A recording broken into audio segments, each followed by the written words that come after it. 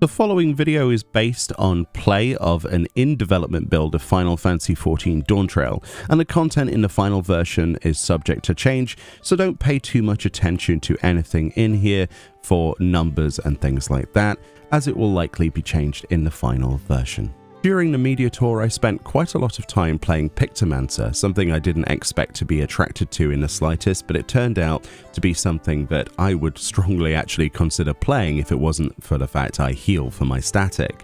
It is definitely a very addictive job, and its play feel is very similar to Summoner if there was an extra set of mechanics on top of that. So if that sounds good to you, then you're probably going to be invested. In the general idea of how Pictomancer works, essentially you split the Pictomancer job into two specific sections. First of all, you have your canvases and, your muse magics and motif magics.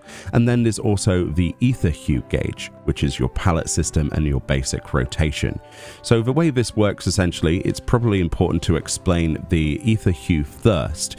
So your ether hue actions are your simple rotation. So first of all, you've got fire in red or fire 2 in red. The Roman numerals actually depict whether or not that's an AoE or not. If it's a 2, then it's an AoE. If it doesn't have Roman numerals, such as fire in red, that's your single target. And that's the way you discern between if something is single target or AoE. And at any point during the rotation, you can switch according to the situation that changes. For example, you start with fire in red, which then you turn into aero in green, and then water in blue, in that exact order. After that third step, that water in blue, or water 2 in blue if you are using AoEs instead for a pack of monsters, you will actually accumulate a blob of paint on your palette gauge. You can actually execute a button here called Subtractive Palette, which will actually consume a certain amount from that palette gauge, so removing that paint from the palette into your brush. This makes your single target or AoE rotation now more powerful and replaces the buttons. Now we're using Blizzard in cyan or Blizzard 2 in cyan, then Stone in yellow or Stone 2 in yellow, and then finally Thunder in magenta or Thunder 2 in magenta. At this point, you actually are allowed to use Comet as well, which is kind of like the follow-up for that. So that's how that basic sort of ether hue action system works. Very simple. Then we come to the motifs. So essentially you have 3 different types of canvases, right? You can actually paint these things onto the canvases pre-pull to any fight instant cast, but in combat they will have a cast time. So you want to obviously time when you're casting these things specifically, or maybe use swift cast on the thing you would actually want the most in combat. So it's kind of trying to fit in the canvases, the painting of them, like the application to canvases, then the deploying of those through the muses, so bringing those to life at specific points. And it sounds complicated, but honestly, it quite favors that sort of fight by fight basis, and it feels quite interesting to essentially time certain things with certain mechanics.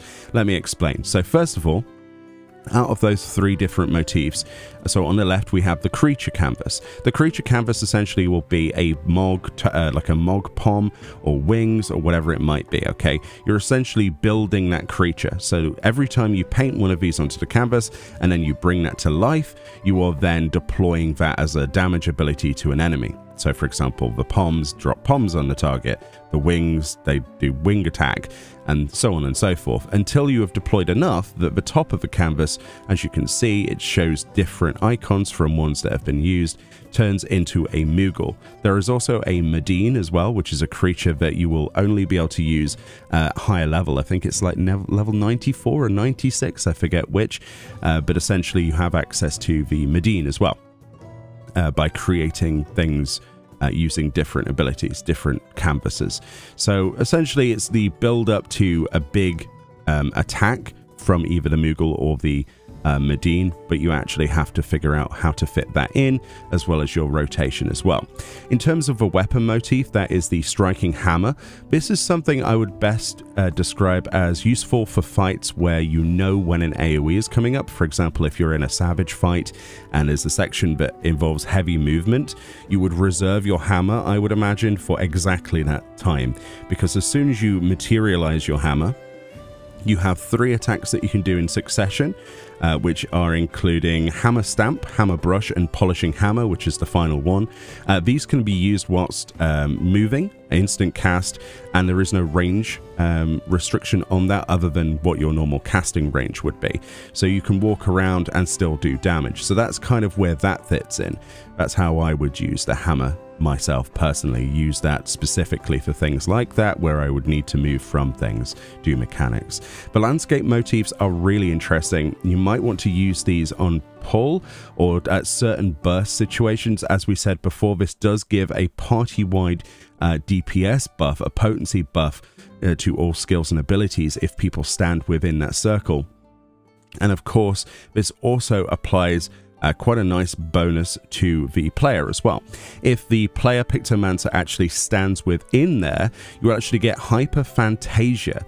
So basically, if you execute 5 abilities from your ether hues, for example, if we do Fire in red, that's 1, Arrow in green, that's 2, Water in blue, then we Subtractive Palette and we use obviously then Blizzard in cyan, and then we use Stone in yellow. Before we get to the Thunder in magenta, we will have a new ability procced, which will be the Rainbow Bright enhancement. This basically makes Rainbow Drip, which is a really high potency where you fire a rainbow laser at somebody in a straight line, instant cast. Basically that procs that as instant cast. You can hard cast Rainbow Drip, but I don't see a situation where you would ever want to do that when you're basically being rewarded for this consecutive application of these abilities whilst within essentially what is a giant party-wide ley lines. So as soon as that pops off, that's probably when you would use that. But yeah, the benefits of the big Starry Sky AoE are probably going to be very rewarding in high-end content. It is quite a big range. It probably could be bigger. I'm sure a lot of people will complain about the size of it when they see some of the boss arenas, but it does cover a good portion. So another thing to try and convince people to stand in that will be a benefit to them. But it's really interesting, actually. It also, whilst you stand within there, this basically allows you to execute Star Prism, which is also a big attack.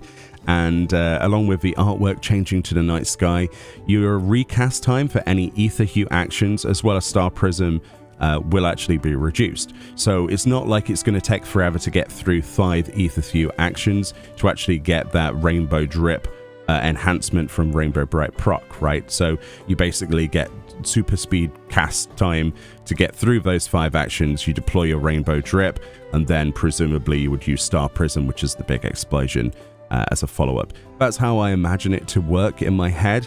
Executing that was quite difficult in a realistic scenario because most things kind of didn't live long enough, and the dungeon was too low level for me to really execute through this.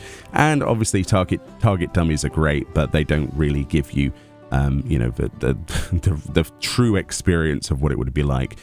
But overall, I really enjoyed Pictomancer. I think it's something that I would love to play, and if it wasn't for the fact that I heal for my static, I would be considering switching completely to ranged magical DPS and playing it myself. It is a lot of fun. Anyway, if you've got any questions about Pictomancer specifically, leave them in the comment section. Hopefully this video gave you a good idea of how to play it in a rough kind of way. I definitely want to level this up, and if you like I say, Summoner, but you wish it was slightly more, this is the job for you. Anyway, more videos from the Media Tour on the way, as well as obviously Dawntrail when it releases. Have fun, and I'll see you all next time. Bye-bye.